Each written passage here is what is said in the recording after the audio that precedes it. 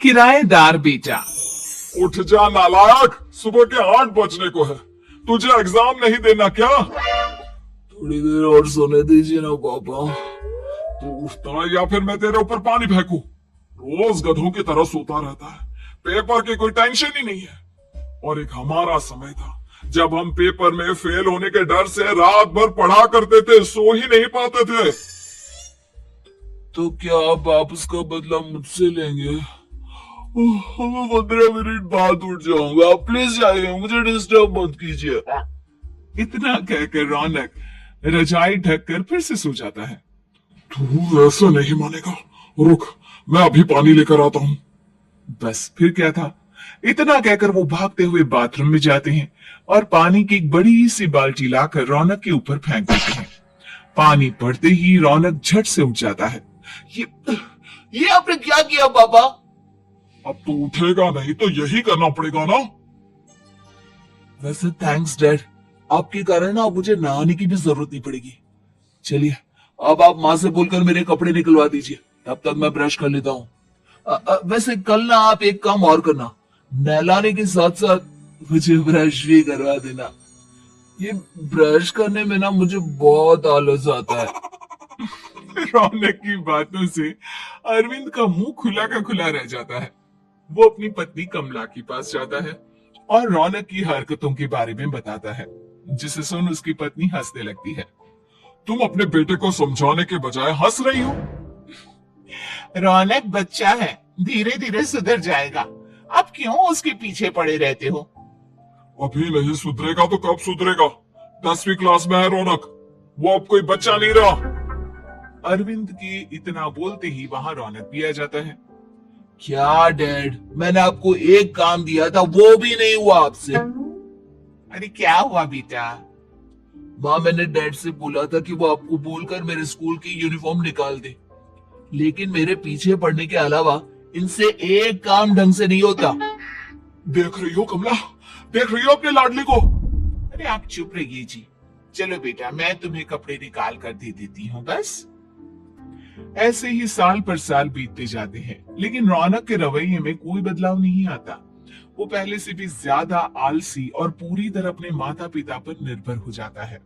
2 साल बाद पता नहीं कहाँ गायब रहता है पूरे दिन, अब तक तो आ जाना चाहिए था। अरे आप इतनी फिक्र क्यों कर रहे हो उसकी? दोस्तों के साथ खेल रहा होगा, आ जाएगा अभी। ये कोई टाइम है खेलने का? 10 बजने वाले हैं, इतनी रात में कौन खेलता है? कमला कुछ कहती उससे पहले ही रौनक वहां आ जाता है। मम्मी जल्दी से खाना लगा दो, बहुत भूख लग रही है। तुम्हें तब तक खाना नहीं मिलेगा जब तक तुम बता नहीं देते कि इतनी रात गए कहां से आ रहे हो। ओ प्लीज डैड, अब आप एसी पे प्रद्युमन बनकर मेरे सर पर बंदूक लेकर मत बैठ जाना। अपनी फालतू की बकवास बंद कर और बता कहां से आ रहा है। माँ अब समझाइए ना डैड को। बता देना बेटा, इनको भी तसल्ली हो जाएगी। आप बोल रही हैं तो बता देता हूँ, मैं दोस्तों के साथ मूवी देखने गया था, इसलिए देर हो गई। तो तू इन सब चीजों में मेरे पैसे उड़ाता है? कभी 1 रुपया कमाने के बारे में सोचा है तूने? जब देखो हवा की तरह पैसे उड़ाता रहता है। माँ अब आप इन्हें चुप करा दीजिए, वरना ना मुझे गुस्सा आ जाएगा। अच्छा क्या कर लेगा? बता ना क्या कर लेगा तू? वैसे बात तो ठीक ही है, मैं कर ही क्या सकता हूँ, पैसे तो फिर भी मैं आपसे ही मांगूंगा ना। चलिए अब ये सब बात छोड़िए और मम्मी मेरे लिए खाना लगा दीजिए। अभी लगा देती हूँ बेटा। मैं बता रहा हूँ कमला, एक दिन ये ऐसे ही बिगड़ जाएगा। उफो, आप क्यों इतना पीछे पड़े रहते हो मेरे बच्चे के? बात की बाद में देखेंगे, अभी आप शांति से उसे खाना खाने देंगे। अगले दिन, डैडी मुझे 10,000 रुपए चाहिए। हाँ? अब इतने पैसे क्यों चाहिए तुझे? डैड अब बिना सवाल किए कभी पैसे नहीं दे सकते क्या? जब तक तू बताएगा नहीं तुझे पैसे भी नहीं मिलेंगे। अरे अब आप अपने बेटे को पैसे भी नहीं दे सकते? नालायक, तेरी उम्र के लोग नौकरी करते हैं और एक तू है जो नौकरी करने का नाम ही नहीं लेता कभी। आप लोगों के होते हुए भला मैं नौकरी क्यों करूं? अरे हम कब तक पैसे देंगे तुझे? तुझे भी तो अपने पैरों पर खड़ा होना होगा ना। कौन सा उधार के पैरों पर खड़ा हूं? अपने ही तो पैरों पर खड़ा हूं मैं। इसी तरह रौनक दिन प्रतिदिन लापरवाह होता जाता है। उसकी लापरवाही को देखते हुए अरविंद और कमला अपने बेटे की शादी कराने का फैसला लेते हैं और 1 महीने के अंदर अंदर ही रौनक की शादी मेघा नाम की लड़की से करा देते हैं। शादी के कुछ दिन बाद, रौनक, मुझे एक अच्छी सी साड़ी चाहिए, आप ला दोगी ना? हाँ, क्यों नहीं। कितने तक की आती है साड़ी? यही करीब 5,000 तक की। तुम चिंता मत करो, मैं आज ही डैडी से पैसे मांगकर तुम्हारे लिए साड़ी ले आऊंगा। आप कब तक ऐसे ही अपने पापा से पैसे मांगते रहेंगे? कोई अच्छी सी नौकरी क्यों नहीं कर लेते आप? अरे डैड के होते हुए मुझे नौकरी करने की जरूरत ही क्या है? पर आप ऐसे कब तक उनसे पैसे मांगते रहेंगे? कुछ आपको अपने दम पर भी तो करना होगा ना। अब तुम भी बाकी लोगों की तरह मुझे ज्ञान देना शुरू मत कर देना। साड़ी चाहिए ना तुम्हें, मिल जाएगी बस। इतना कहकर रौनक अपने पिता से पैसे मांगने चला जाता है। डैडी, मुझे 5,000 रुपया चाहिए। अब 5,000 क्यों चाहिए तुझे? वो मेघा को साड़ी चाहिए थी। अरविंद आगे बिना कुछ कहे चुपचाप उसे पैसे निकाल कर दे देता है। कुछ दिन बाद, तुम्हें नहीं लगता कमला, रौनक हम पर पहले से भी ज्यादा डिपेंड हो गया है? मुझे तो अब उसकी भविष्य की चिंता होने लगी है। कल को हमें कुछ हो गया तो वो क्या करेगा? काश तुमने पहले ये सोच लिया होता तो आज हमारा बेटा इतना लापरवाह नहीं होता। तब मुझे कहाँ पता था कि मेरा लाड प्यार उसे इतना बिगाड़ देगा कि वो इस हद तक लापरवाह बन जाएगा। कोई बात नहीं, अभी भी देर नहीं हुई। मुझे पता है उसे कैसे सुधारा जा सकता है। कैसे? अरविंद कुछ कहता उससे पहले रौनक वहां आ जाता है और पैसों के लिए हाथ फैलाने लगता है। डैड, मैं और मेघा बाहर घूमने जाना चाहते हैं। अरे वाह, ये आज सूरज कहां से निकला है? Dad please.